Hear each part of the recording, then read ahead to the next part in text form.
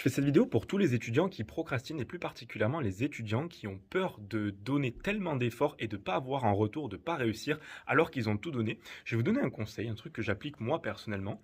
Déjà, il faut comprendre que la procrastination, c'est souvent quelque chose qui se passe dans ta tête. Genre, t'imagines que tu vas tout donner et que en plus de tout donner, tu vas pas atteindre tes objectifs. Mais tout ça, c'est dans ta tête. T'as rien fait encore concrètement. En fait, il faut que tu sortes de ta tête pour aller sur le terrain.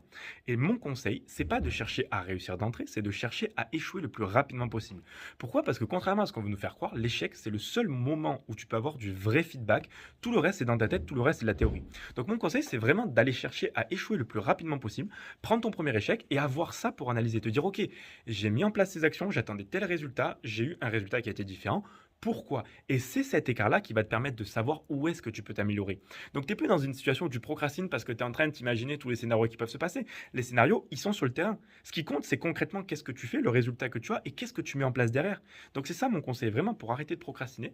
Il faut juste tester quelque chose avec une intention ferme de faire quelque chose. Je mets en place une action, j'attends tel résultat. C'est une démarche scientifique finalement. Je mets en place une action, j'attends tel résultat. J'ai un écart entre mon attente et mon résultat.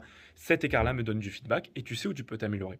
Bref, dis-moi si ça peut t'aider et si vous avez envie que je fasse des vidéos un peu plus sur la procrastination et sur ce genre de sujet.